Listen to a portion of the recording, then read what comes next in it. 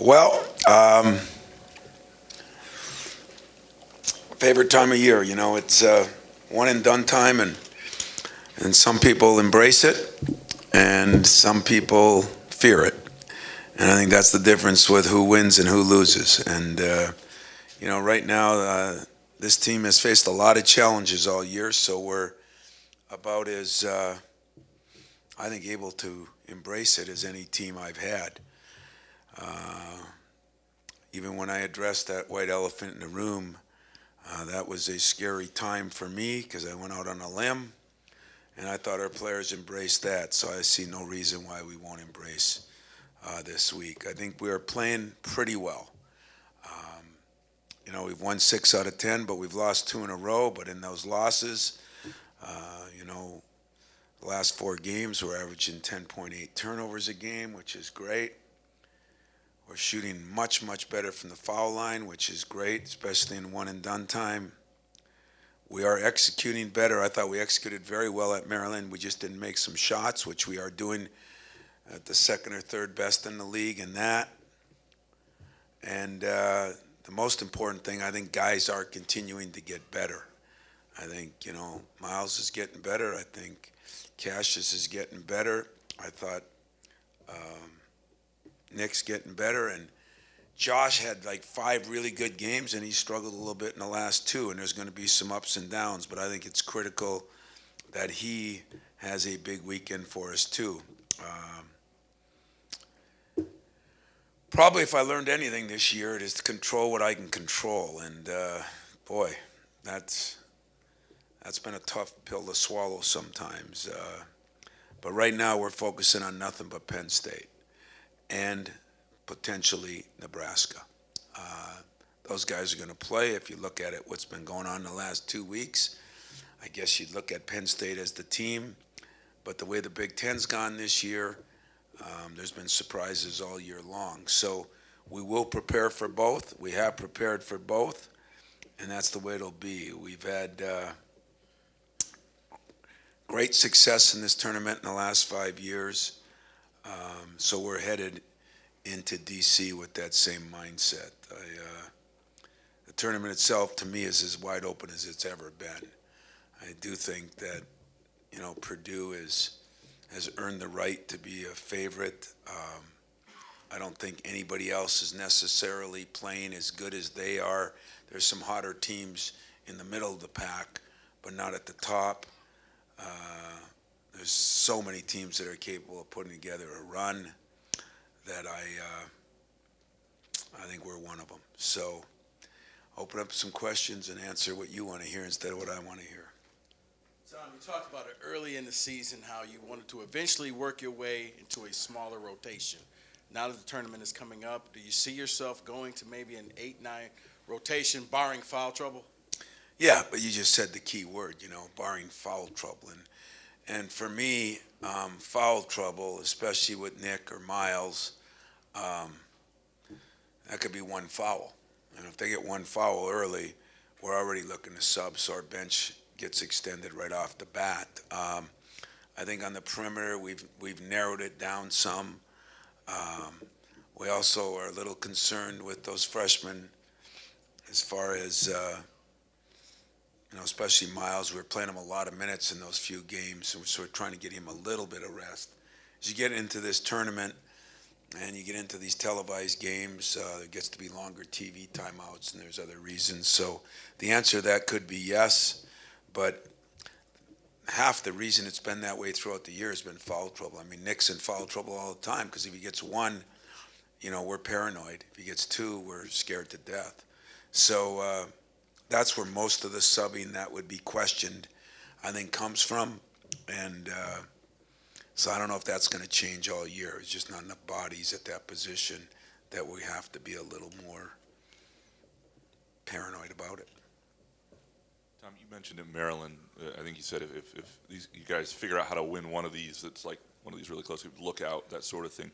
What have you seen that gives you sort of that sense that this could be something that really gets rolling if that sort of, and what do they have to do to win close games? There's still going to be 4 freshmen to kind of figure out how to win those Well, moments. At the end it's of games? funny you bring that up. That's exactly what I went over, and it wouldn't be the same thing that you might think. Like, you got to make free throws. We've done that better. You can't turn it over. We've still done an average job of that, but sometimes that's uncontrollable. What is controllable is we felt we lost the Illinois game on a missed free throw that they hit a three on and two out of bounds plays that they hit three. That was 9 points. We thought the Maryland game, there was an out of bounds play that they got a 3-point play on because a guy just made a mistake. That to me is controllable. And so we're going to spend more time on those little things that we think are controllable. Let's face it, both those games, 1-3 was the difference in the game, and even though it'll look like on paper, Nick's thing, he makes the layup, maybe we win the game, but that wasn't on purpose. That wasn't because of a lack of anything. It just happened. A missed assignment is a lack of something. A missed cutout on a free throw line where it's a fixed free throw and everybody knows what their job is, that's a missed assignment. So we're trying to make sure we capitalize on the free throw shooting, do a better job on the turnovers, but the things on the assignments that we know are point blank assignments, we have to do a better job and making sure that we don't give up any blobs or slobs, the baseline or silent on bounds. We can't let teams get offensive rebounds off the missed free throw when we have 4 in there and they have 2. Those things are unexcusable and really have cost us at least one game. Tom, I want to ask you about Nick Ward and his importance over the next couple of weeks. And also, aside from looking ahead, I was wondering if you had any reaction to the fact he was not on the all-freshman team. Honestly, I was disappointed. I don't get into all that. Is Miles a first teamer? Is Nick Ward not on the all-freshman team? It's us that vote on it. But he's, I think, the second leading freshman scorer. I think the third leading freshman rebounder. I think he's done a lot of good things on a team that is a 5 seed and beaten some of the teams that. But I have no control over the votes, so I can't worry about what I can control. The best way for any player or any coach to handle that is, instead of talking about it, do something about it. And was it disappointing? It was, to me, because I think he has grown so much in the last 2 months and earned that with his play. But it all depends on how you play against certain teams, what they think of you. I guess you guys don't even vote on that, huh? So I can't blame you guys. Shucks. I think he's worthy of it. And that's not sticking up for my player. I think his stats would back my statement. And I think he's definitely, when you look at big men in this league, he's done as good a job as any freshman by far, if you ask me. So, yeah, that was a little disappointing. What was the second part of the question? Yeah, his importance. What we're working on hard this week is the importance is that he does play that other end of the court. It's been a running joke. Is Cassius going to get better defensively? Is Nick going to get better defensively? But that's part of the problem with the substitution pattern. There's certain times in a game where you need Nick in there for this, but struggles on those ball screens. Now, he has improved, but improving and being good enough, especially if it's a team like Maryland who has Tremble. I thought he made some strides in that game because we actually guarded those ball screens a lot better than we have, and they were maybe one of the best in the conference. So I do think Nick's making some progress in that area. I think, he's catching the ball, but he's not finishing with his fingers, and he's a lot of shot puts. And he had that problem early. We rectified that problem for a while, and he's back, maybe reverting back to, the way he's been a little bit on that. And I think, he missed some layups in that game, not the last one, but some easy little hook shots just because he didn't get his hand through the ball. So we're spending some time on that this week too. I think he is critical. Tom, when you mentioned the white elephant in the room a few weeks ago about the tournament streak, do you still feel the danger is there? And do you bring it up again with your team, or do you think, and should the danger even be there about making the tournament or not at this stage? You know, I said I wasn't going to politic. I'm not. I don't really know. I would say no for what we've accomplished, meaning a 10-8 record in this league. But I think, as I've said, I think we've done a poor job as coaches. I'll even blame us more because it doesn't really matter what anybody else does, of rallying that when you have an Ohio State, is Ohio State 13th? 11th? Who's 13? Penn State. When a Penn State, who already beat us, but beat a lot of teams, and had 1 point losses. Ohio State was 12th or 13th last week in the league. Indiana is down there. If that doesn't talk about the strength of our conference in a different way, and I'm not stupid, I understand that, you know, for years, the Big Ten was a decent football conference because it was the Big Two and the Little Eight, as when I was growing up. And Ohio State and Michigan dominated when you have two teams, when you have Duke and Carolina dominate. Now there's other good teams in the AC, when you have Kentucky and whoever, when you have Kansas. If you have one dominant team in that conference, I think everybody gives the conference a bigger shot. But if you really look at a conference, the strength of a conference is more the middle and the bottom than it is the top. If the middle and bottom are good, it's a lot harder for a lot of teams to get in. So I think we've done that. I think it's, you know, it just amazes me how you don't hear about, you know, I mean, we don't lose to Northeastern with Miles, but we don't even talk about that. Or, you know, I'm not sure we lose to Arizona if Josh hadn't been out a month, you know. Does that matter? I don't know, but I don't know this. I don't know any other team that played 3 number 1 ranked teams in the non-conference. And I really get a kick out of when people say, well, yeah, but you got to beat one of them. You got to beat somebody. Well, so is it better not to play them? Because then you didn't have to beat them.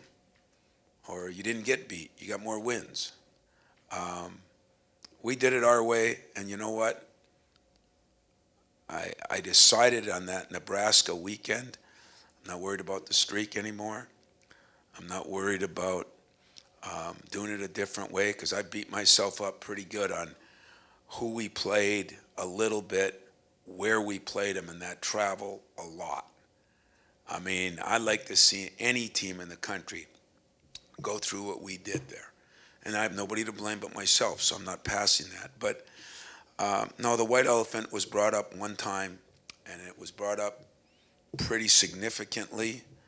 And I said it won't be this game. It's going to be the rest of the year, what we have to do. I hear a lot in football and some in basketball about the eye test. You know what? Illinois was playing good. You know, we didn't play great and still were right in that game. You know, Maryland, I thought we played good enough to win that game. The eye test would say, are we one of the 64 teams?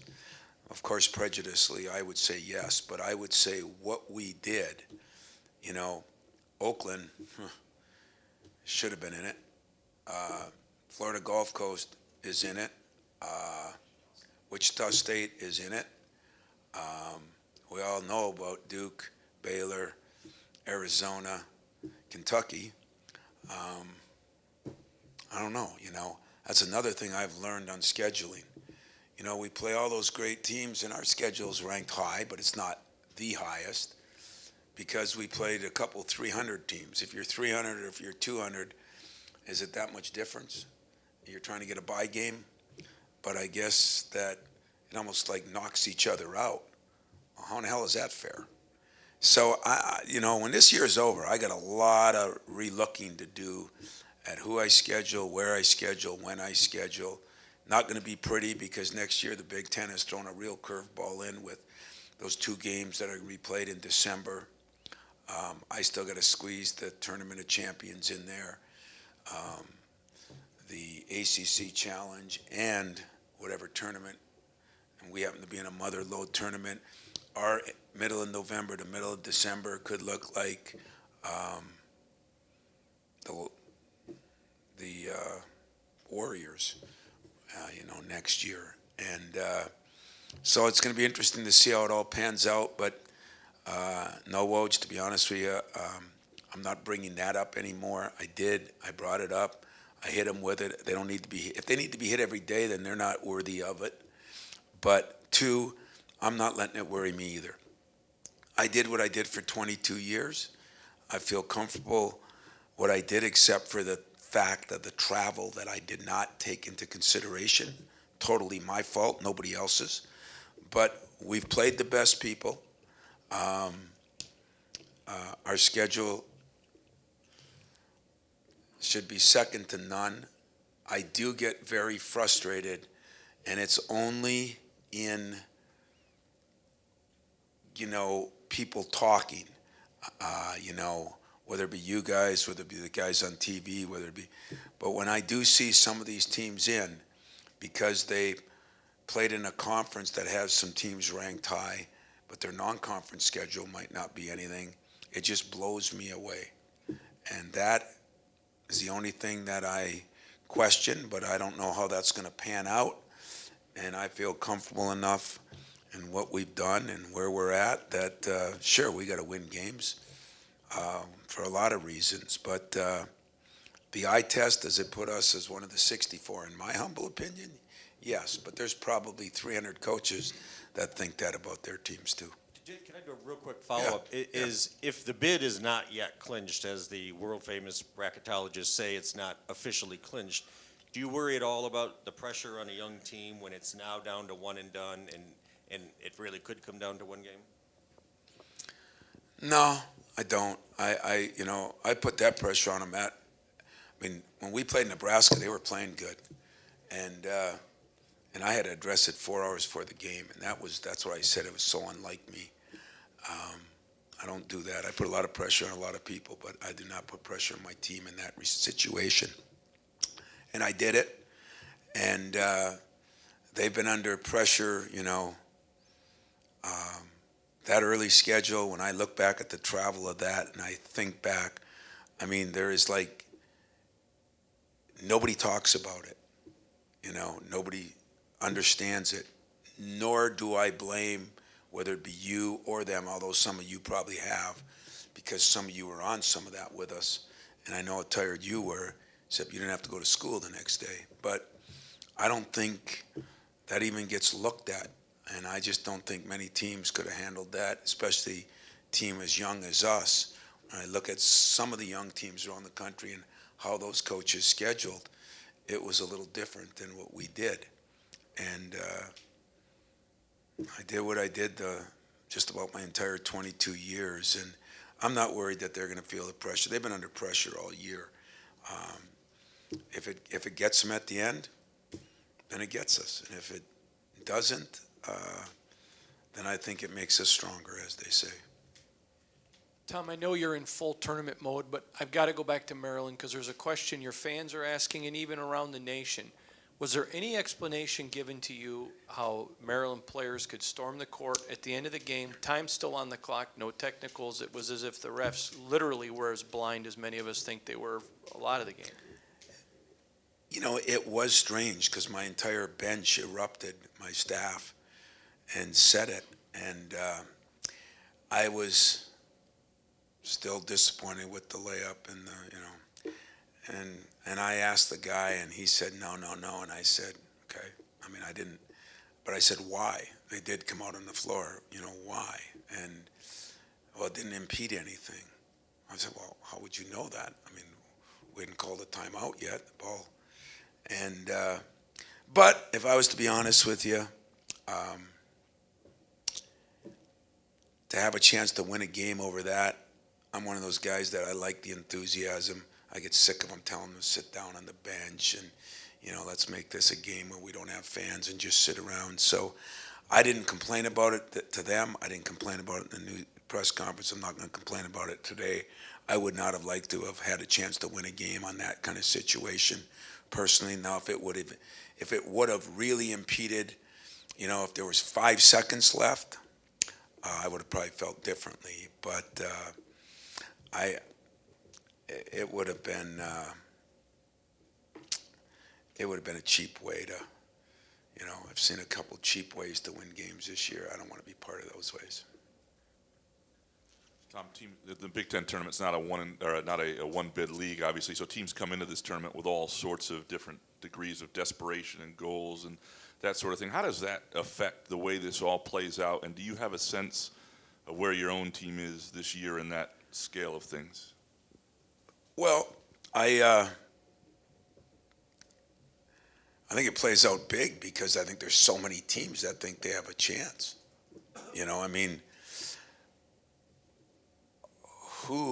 I heard something last night at our banquet. Is this true? Were we 8-1 at home and it was the best record? Who else? Us and Purdue were 8-1. That means some of those teams down lower beat Purdue and beat Wisconsin, and Nebraska beat Maryland. And those are our 3 top teams.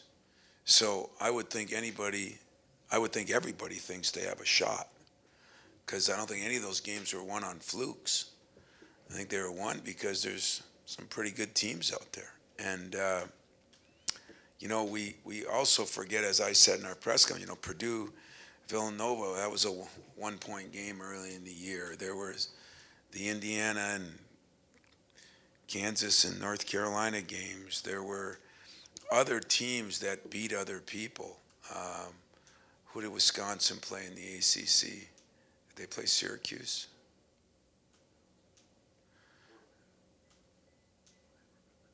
There were more than a few of those early season games, and wouldn't it have been ironic if, as well as Northwestern did, they played a little bit tougher schedule and they were still getting questioned at the end? That'd have been a shame if they played a couple tougher teams that beat them, like Notre Dame by a point or two and Butler by a point or two, if they wouldn't have got in. It really makes you question which way to go. Especially if I were those teams. It's not going to change my thing, but if I was those teams, I'd be questioning it. So I would think every team going in this thing, Rutgers took Wisconsin to overtime, and they've probably played as well down the stretch as anybody, even though they didn't win some of those games. And I would think all the teams in the middle, Iowa and Illinois and Michigan State and Northwestern have all had their moments of very good play. Wisconsin, and have had some moments when they didn't play as well. So I think it does put more in this tournament. Can any of you think of a time where there's where you're looking at even a Wednesday game and you're not sure who's going to win those games, and then you look at the next round and you really have no clue who's going to win those games? That's when I look at the bracket, that's the way I look at it, and I'm in it. So it's going to be exciting. Tom, I'm interested in your opening statement about embracing the challenge or fearing it. Do you ever have to coach teams to embrace it? Oh yeah, sure you do. This team, like I said, how can you embrace something you have no clue of? This team has no clue of it. You got Elvin there and Tom, and after that, it's clueless. So yeah, I think you gotta talk to them about it, and you gotta make them understand, what's going on, and then you gotta look back on history and try to give examples of times when we weren't very good and almost won it, or weren't very good and got to a Final Four, or we were very good and lost in the first round. I think that's what you do. You gotta coach them on that, just like everything else. But embracing one and done time is a difficult thing if you don't have experience. That's the hardest one if you don't have experience. You know, it's just something that we're all used to saying, my bad. Players say that all the time. Oh, my bad, coach. My bad, coach. And I told them at the beginning of the week, you know, the my bads go out the door now. My bads are not for the carryover for the next game. There's no next game. And so take my bad and stick it where the sun doesn't shine, and we got to make sure there are no my bads. And my bads are usually not on a missed shot or something like that. It's usually on a missed assignment that everybody in the world knows what you should be doing. That's when a player says that's my fault. Otherwise, players don't say that it's their fault on many things. So that's where the my bads come in, and that's our job to make sure that those things don't happen in this game. We cannot, you know, unless there's an incredible rebound that comes off, you cannot give up one there. You cannot, on a baseline out of bounds play, fall asleep and give them a layup or give them a wide open three. You know, maybe they run a great play and something happens, but those are the things that we got to try to correct and they got to understand. A lot of what I was going to ask you at this time of year, you know, you've talked about the challenges of having such a young team. Is this the time of the year where they have to assimilate to what you guys are demanding of them? Well, I think so, and I think those freshmen have done that. I do think we've made some progress. I think, you know, even something crazy like in the Illinois game, you know, I thought Elvin jacked a shot, critical time, late when nobody knew he was going to shoot it, you know, and, you know, you want to be a hero, but there's no time for heroes right now. We got to make sure we have our best opportunity, so we talked to him about that, you know. The next game, I mean, we didn't take any of those kind of shots. We did what we had to do. We just missed the play at the end. But so I think we're you know, we've grown a lot. I mean, we've grown a ton. You look at a lot of these teams that are in the middle of the pack, and a lot of them have juniors and seniors all the way around the board. And these guys have grown a ton. I'm proud of where they've come, but I'm not satisfied. You, as you come upon this, I guess 20 years in a row potentially, I know you haven't addressed it too much, but Grins had talked earlier about the joys of covering an NIT game against Kent State at Cobo and your first 2 years in Tallahassee and Fresno. Do you think people have forgotten what it used to be like? I was going to say, I can send Grins. I'll pay for Grins to go to the NIT game if he'd like to go. First class, I'll send you 2 Grins if we're not there, but might be. Do I think people have forgotten? I'm sorry, give me that. I was thinking of Grins in the NIT, and it was kind of screwed me up. Thinking of Grins screwed me up. Then when you threw NIT, it really screwed me up. But Yeah, you think people have forgotten? I mean, 20 years in a row, there have only been, I forget, 29 or 30 NCAA bids have been sung here that they've forgotten. What a struggle it really used to be before these last 20 years. hell, I think our people have forgotten what it's like not to be in a Final Four.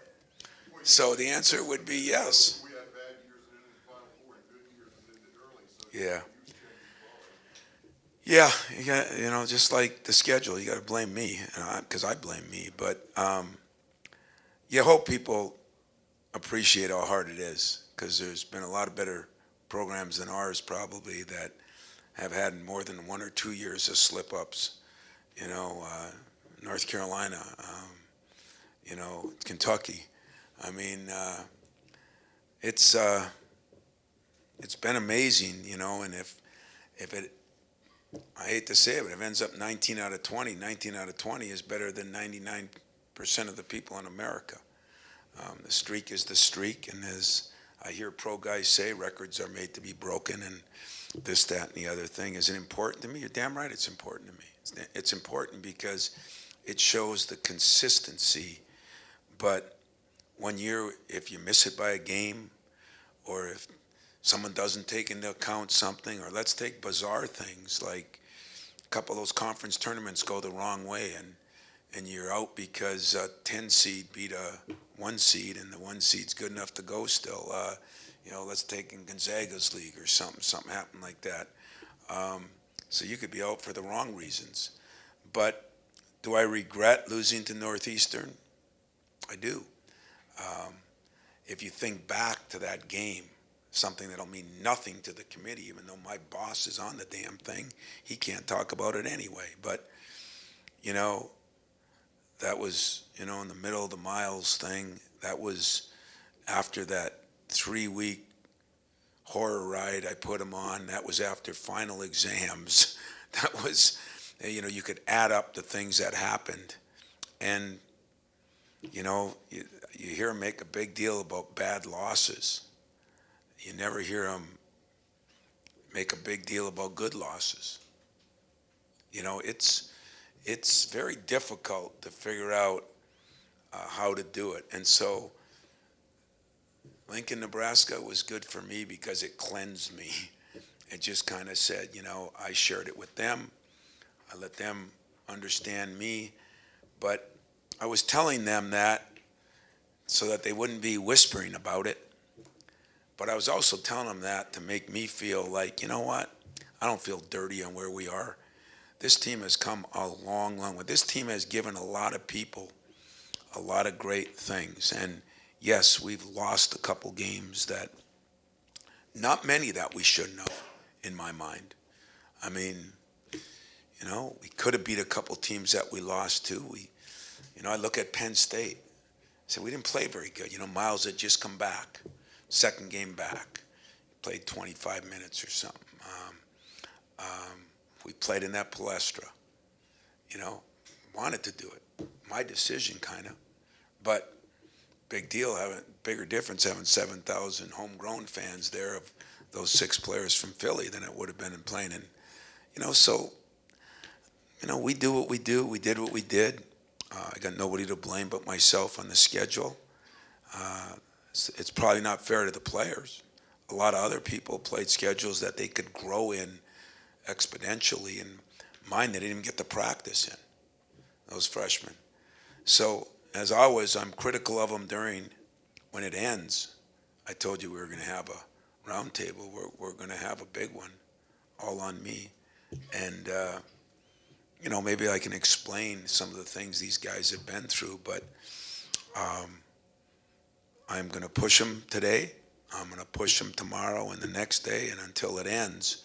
But I do have an appreciation that they've gone through something that no Michigan State team in my 22 years have gone through. You know, nobody has gone through that because it's the youngest team. It's the most injury-riddled team. And it's a team that still has to live up to expectations set before them by me, by you, by the fans, by everybody. And that's not a bad thing. But throwing all those things in one pot makes it a little more difficult. So I feel good where we are. I think we're growing. You know, I still say that, is it bad to not have a rotation? Hell yeah. Is it bad that yesterday I'm working on fundamentals in the middle of March? Hell yes, it's bad. Is it reality of what I have to do this year? Yes. Is it bad with the injuries we've gone through? Yes. But guess what? We've won 18 games. We've still played one of the top 10 or 15 schedules only because of a couple 300 teams. There'd be a top 10 or 5 schedule in the country. We play in the most balanced league in the country. You can take that any way you want. If you want to say mediocrely, you guys are all journalists. What the hell's the word? That too. And but I was going to say mediocre. It's been a most mediocre. There we go.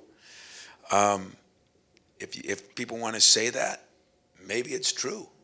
But what it is it is saying team 14 or 13 is as good as team 2 or 3, which means you're playing a lot of tough games.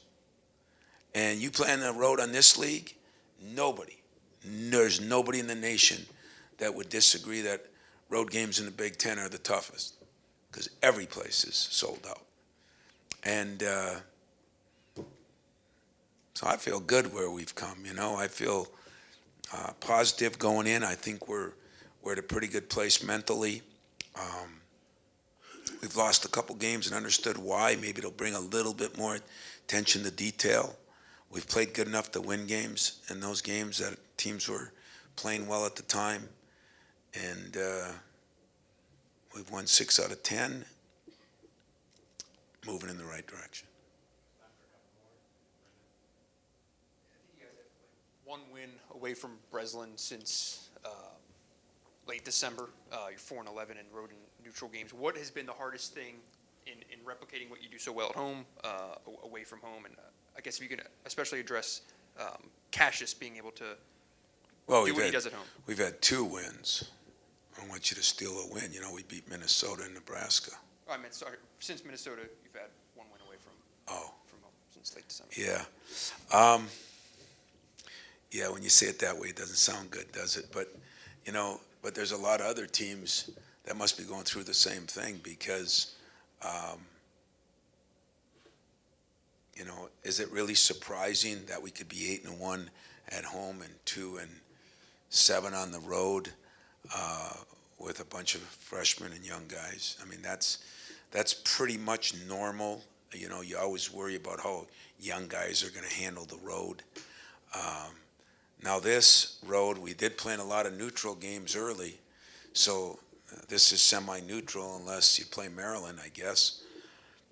So maybe that benefits us. Maybe I look at it on the positive side since I'm the positive dog, like once a year or twice a year. So maybe I'll look at it that way, that, you know, this is a positive thing for us. We have played in a lot of neutral games, but we've played in a lot of tough places, you know, I mean, including Duke. Play on Madison Square Garden, that's a pretty big stage. So I think these guys, you know, understand that. I do worry a little bit of where those freshmen are mentally, you know, how fatigued they are. I was talking to Josh Langford, you know, in Alabama, they were done like last week, you know, at their high school, you know, where our high school is just starting the tournaments. They finished almost end of February, I think it was. You know, you just kind of wonder where his mind is, where his brain is, how difficult it must be. You're in practice, probably 130. And, you know, I do worry about that. And you can say, well, a lot of freshmen have to worry about that. As I set out in Maryland, they have 3 good freshmen. One of them played good against us. The other 2 were just okay.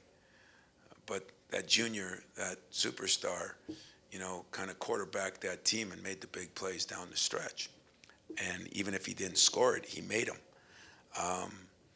And that's the difference. And so we're going to have to figure out, we got some guys playing better. I have told Miles he's got to do more. Cassius, I think, is doing more. I think it's Josh's time. He's got to pick it up a little bit more. And if we get a little more out of McQuaid, which we did in Wisconsin, but that would really help this team. So I don't know. I don't look at losing on the road. It's a problem, but I don't look at it as a problem in this tournament, if that makes any sense. Apologize to the rest of the guys for taking you off topic here a little bit, Tom, but Austin Perfect. Thornton and Thomas Kelly, a couple of guys who had careers, kind of threw them out to join your staff and become. Would you advise this career path for anybody? And then also, what? Hell no. What are How's they, that for a quick answer? What are they doing in adding to the program? I tell you what, I've had a lot of great GAs. You know, being one myself, I give them the parental talk. You know, when I was a GA, I did this. You know, and Judd made me do this and that, and I always think of myself. Now I got Brian Gregory back. He was a GA. Dwayne Steven was a GA at Oakland, and you know, so I've got some former GAs. Actually, Dane was a GA at Indiana. And Drew Valentine was one of my favorites. I mean, I thought he gave a lot to the program. But these 2 guys, you know, you got one that's, you know, gets his APR card next week. And Kelly, he's been, you know, got a lot of years in, but played in Europe forever. And AT, who tried the business world for a little bit, they have given us about as much as any GAs that I've ever had here. They've been unbelievable with the scouting reports. They've been unbelievable with working guys out. They've been unbelievable on the court. I'll give high praise to people, but I don't see anybody I'd give higher praise to than those two guys, and both coming not only from the west side of the state, but maybe as important coming from Michigan State. It makes me proud of what they've accomplished, what they're doing. Where they're going to take it, I don't know. I do have mixed feelings for them. I think it's a tough profession to get into right now. I think there's some positive, but there's some pitfalls, what's going on across the country and all the things that you have to deal with now. It's a little bit different than it was even 5-6 years ago. But at the same time, if that's what their passion is, I'd be honored to help them get where they want to get, because I think they could be very good at what they do. Just incredible year for both of them. Last year was good, but this year they took it to a whole nother level. And I don't think our young guys would be as good. I have those guys talk to guys. I have them, hey, if you're having a bad day with me, go talk to Thornton. He's been through it. Or go talk to TK. He was here in the startup days. And those days were, different. So, anytime you think you're getting unfairly judged or treated, you go talk to Thomas Kelly. He'll straighten that out quick. And I love the job they've done. I don't give out a lot of high accolades, but those two guys would get them. For who?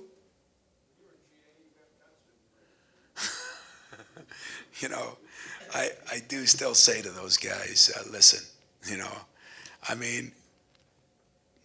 Brian Gregory, having him back is great, because we talk about the things that we did and how Judd was. I love him, but oh my God, those things would be illegal now, They were fun though.